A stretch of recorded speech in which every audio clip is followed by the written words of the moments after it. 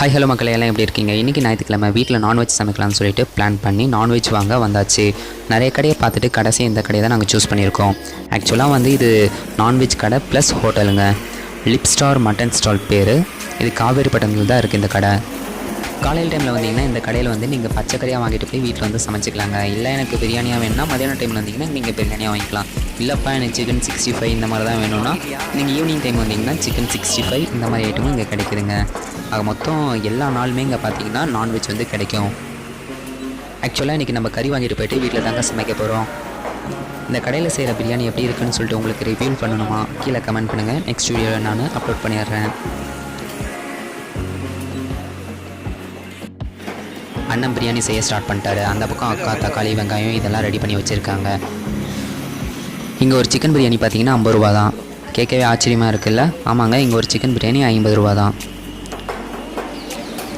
இந்த சைடு பார்த்தீங்கன்னா பிரியாணி ரெடி பண்ணிகிட்ருக்காங்க. அந்த சைடு பார்த்தீங்கன்னா சிக்கன் மட்டன் வந்து சேல்ஸ் பண்ணிகிட்ருக்காங்க. இங்கே பங்கு கறி 1 கிலோ பார்த்தீங்கன்னா 600 ரூபா. அதே மட்டன் 1 கிலோ பார்த்தீங்கன்னா 700 ரூபா.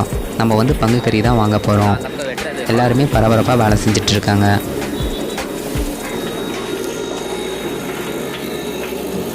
ஆட்டுக்கறி சின்ன சின்னசாக பீஸு போட அந்த பக்கம் அக்கா வந்து கோழியை வந்து க்ளீன் பண்ணிகிட்ருக்காங்க. அங்கே ஆட்டை வெட்டி வெட்டி கொடுக்க இங்கே பங்கு பங்காக பிரித்து வைக்கிறாரு. இந்த பங்கு கறியை பார்த்தோன்னே எனக்கு ஊர் திருவிழா தான் ஞாபகம் வருது. ஊர் திருவிழாலலாம் பார்த்தீங்கன்னா ஆட்டை ஃப்ரெஷ்ஷாக வாங்கிட்டு வந்து வெட்டி தோலை உரித்து அங்கே பங்கு போட்டு வீட்டுக்கு கொடுத்து அனுப்புவாங்க. இந்த பங்கு கறி பார்த்தோன்னே எனக்கு அந்த திருவிழா ஞாபகம் வந்துடுச்சுங்க.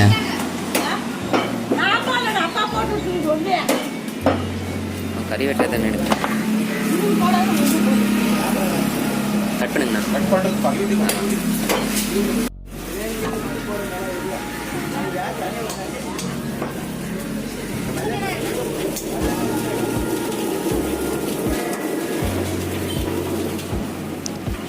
உங்களுக்கு ஈரல் ரத்தம் இந்த மாதிரி ஐட்டங்களெல்லாம் தேவைப்பட்டால் இவங்கக்கிட்ட ஃபஸ்ட்டு இன்ஃபார்ம் பண்ணிட்டீங்கன்னா உங்களுக்காக அவங்க வந்து தனியாக எடுத்து வச்சுருவாங்க.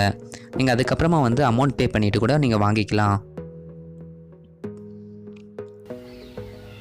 நாங்கள் போன டைமில் இந்த கடையில் ரத்தம், குடல், ஈரல் எல்லா ஐட்டமே பார்த்திங்கன்னா அவைலபிளாக இருந்தது. ஆனால் நாங்கள் பங்கு கறி மட்டும் வாங்கிட்டு அப்படியே கிளம்பிட்டோங்க.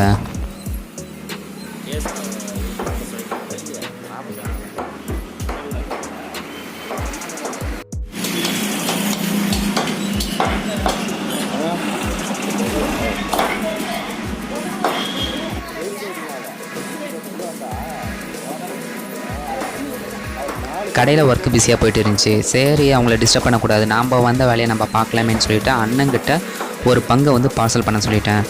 அவங்களும் ஒரு கொஞ்ச நேரத்தில் நமக்கான பங்கு கறியை பார்சல் பண்ணி எடுத்துகிட்டு வந்து நம்ம கையில் கொடுத்துட்டாங்க.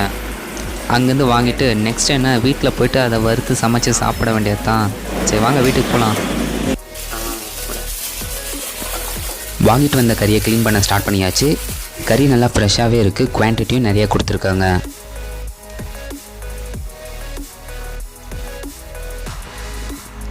இந்த சைடு நாங்கள் கறி கழுவிட்டு இருக்கிற டைமில் வீட்டில் கறிக்கான மசாலா வந்து ரெடி பண்ணிகிட்டு இருந்தாங்க.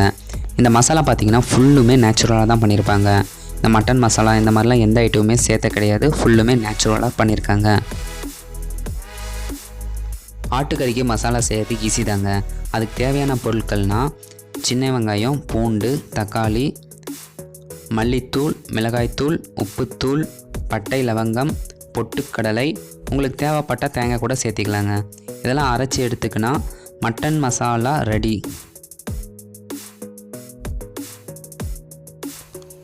மசாலாவை ரெடி பண்ணியாச்சு. கழுவி வச்ச கறியும் எடுத்துகிட்டு வந்தாச்சு. நெக்ஸ்ட்டு சமைக்க வேண்டியது தான்.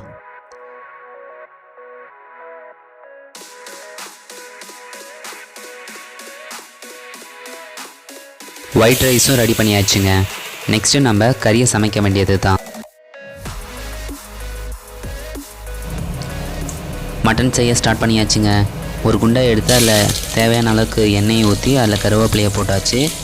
அதுக்கப்புறம் நம்ம கழுவி எடுத்து வச்சுருக்க மட்டனை வந்து அதில் ஆட் பண்ணுறோம்.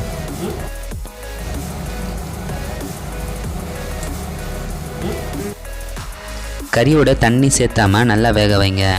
அதில் லைட்டாக கல்லுப்பு மட்டும் சேர்த்திக்கோங்க. கல்லுப்பு நம்ம தண்ணி ஆட் பண்ணாததுனால இது கிளறி விட்டுட்டே இருக்காங்க. கறி ஓரளவுக்கு வெந்ததுக்கப்புறமா அதில் வந்து நம்ம அரைச்சி வச்சு இந்த மசாலாவை ஆட் பண்ணிக்கிறோம். மசாலா எல்லா இடத்துக்கும் போகிற மாதிரி நல்லா கிளறி விட்டோம். அப்புறமா லைட்டாக தண்ணி ஆட் பண்ணி அதை வந்து நாங்கள் அப்படியே க்ளோஸ் பண்ணிட்டோம். ஒரு கொஞ்ச நேரம் விட்டு ஓப்பன் பண்ணி பார்ப்போம்.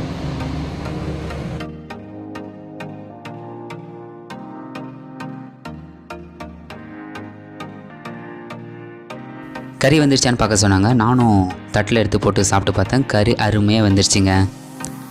நெக்ஸ்ட் என்ன, ஃபைனல் டச்சப்பாக லைட்டாக கொத்தமல்லி கருவேப்பிலையை தூவி விட்டு அப்படியே குழம்ப இறக்கியாச்சு.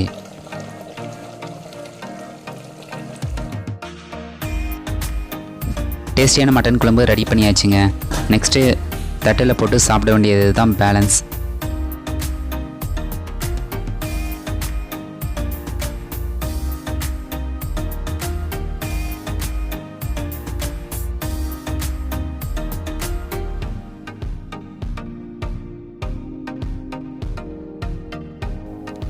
எல்லாருமே மட்டன் குழம்புக்கு முட்டையாக தான் சைடிஷாக வச்சு சாப்பிடுவாங்க.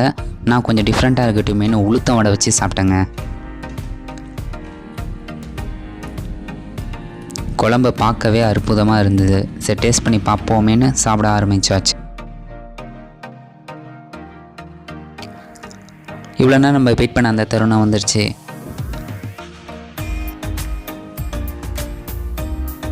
அந்த சூடான சாப்பாட்டுக்கும் சுட சுட அந்த ஆட்டுக்கறி குழம்புக்கும் வேறு லெவல் காம்பினேஷனுங்க. ஆட்டுக்கறி அப்படியே பஞ்சு மாதிரி வெந்துனுச்சு.